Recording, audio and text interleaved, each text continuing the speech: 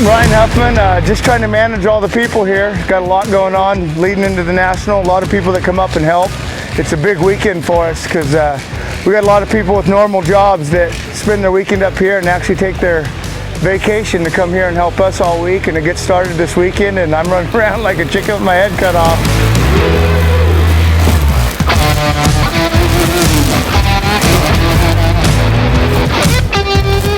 I'm Brenden Huffman, and I'm kind of just here helping my dad because he's kind of a squirrel and like he kind of runs in like a million places. So whatever he tells me to do, it could be like running the skid steer, or dozer, picking up garbage, weed eating when I was just doing it. It's kind of just miscellaneous, and try to help the squirrel out. That's what we call it because he's pretty stressed.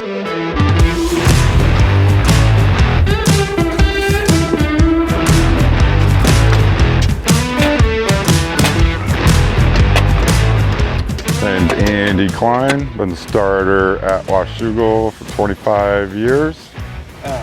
What's your favorite memory from Nationals past? Probably when I blew myself up with the fireworks. Wait, can you expand on that? They used to let me do a bunch of fireworks right up here on the starting line, and got a little carried away at one of our anniversary races, went a little crazy.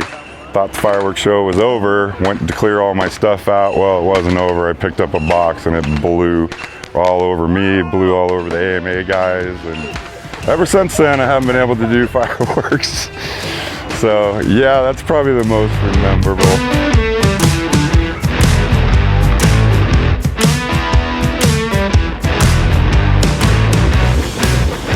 Yeah, I'm Luke Evans. Been running dozer out here. This will be my 21st National here. Just trying to get this thing ready for next week. And what are you working on? Just rebuilding the uphill. I'm gonna go around the whole track and pretty everything up, and get it back in shape. Is there anything new for the Nationals this year? You know, not really. We're just glad to be back open after the COVID. You know, there's still a little bit of worries about that from people that call in and such, so on. You know, are we following these restrictions? Are we doing that? What's really going on with COVID? And you know, it's pretty open. The state of Washington has said so. You know, the honor system on those that are vaccinated and not with masks and such. So, you know, for our demographic, the motocrossers, I think things are lining up pretty good, and we're just going to be a pretty normal National, you know, and I think that's key this year. Let's get back to normal.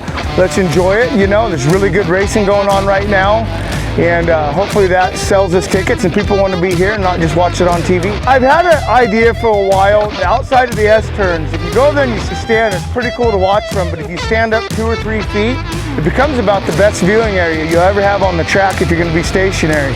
So we switched up our beer gardens this year, and from basically the tunnel of the downhill up there, between it and the sand section down to the triple, all that's the beer garden. Inside of that's the new 21 and over deck. So that's an extra buy, an add-on.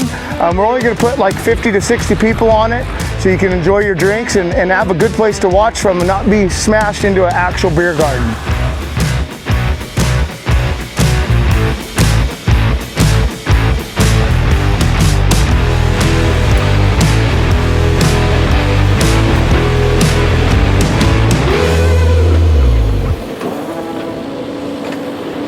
In 2011 was the first year I worked a National here, watering the uphill. Is there anything about future Nationals at Washougal that you're looking forward to seeing?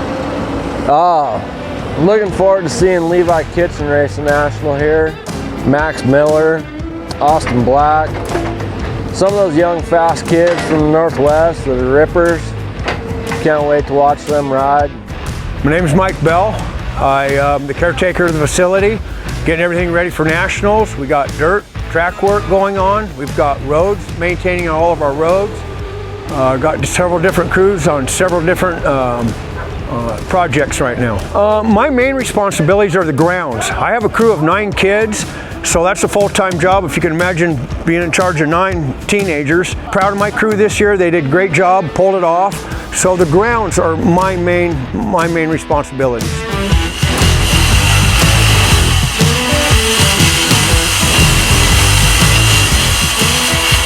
I'm Darren Chris, just helping out with the track. You know, everybody comes together around national time and donates time and, you know, fixes everything that needs to be fixed.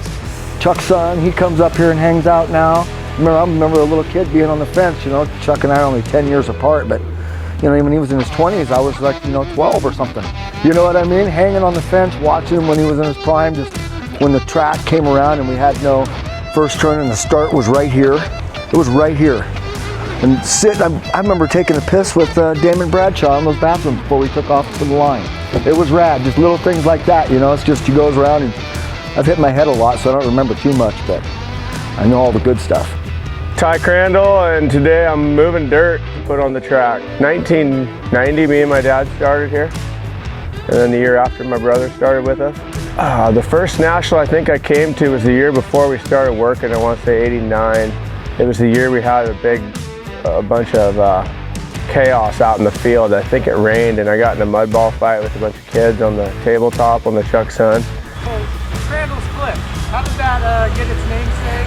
What's the story behind that? The story behind that is I think it was pretty much the mid-90s. I was watering in those years, but it was a mud race, so we were going clear to the top of the up and up, and I was sitting there flagging. Since it was muddy, I wasn't watering, and I was looking at that grassy berm, and then it dropped down the hill. We kind of went around the berm and then we'd go down the hill, and I talked to my dad and I was like, dude, we should make that into a jump and just jump down the hill.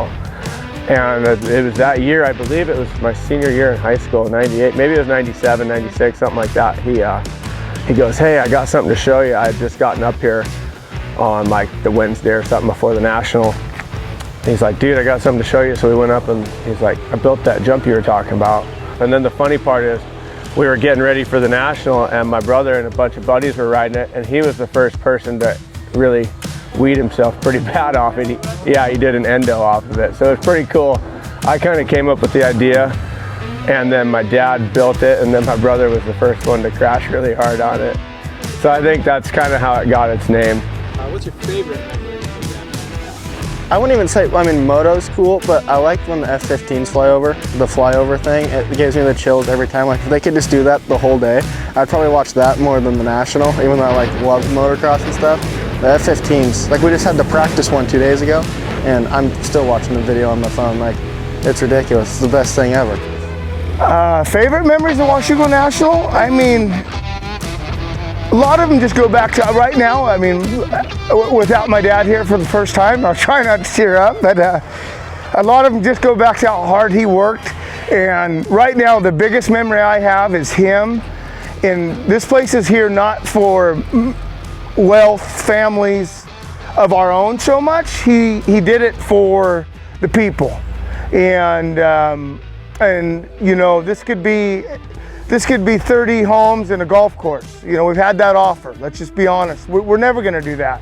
And that's what my dad was about. He has this place here. And so for me, it's my best memory is him working hard, having a hose in his hand, working nonstop, placing everything, being really critical about all that just so it looks good, and making sure the workers are taken care of. And one thing I was talking to a friend about is, you know, there's probably not too many Mariners or whoever's owners that go out when they've got their 30,000 people at a game and drive around their whole park and talk to everybody. And the more I hear about my dad is how they always talk to him, and they got the hat pin that he would give out. So for me, probably, there you go, it's the hat pins. It's for me, the hat pins are going to be the biggest thing for me. They're not going to be given out by my dad, but they're going to continue on, and I'm trying not to tear up here. So that's probably the biggest memory for me right now is when those got started and how he really liked to give those out. And that was his connection to all the fans that I think is deeper than maybe big ball teams and all that. I don't think their owners get out there and connect with everybody all the time. I know some of them do, but literally my dad drives around the park and connects with all 20,000 people here as much as he can, or to be honest, they find him for just that one hat pin.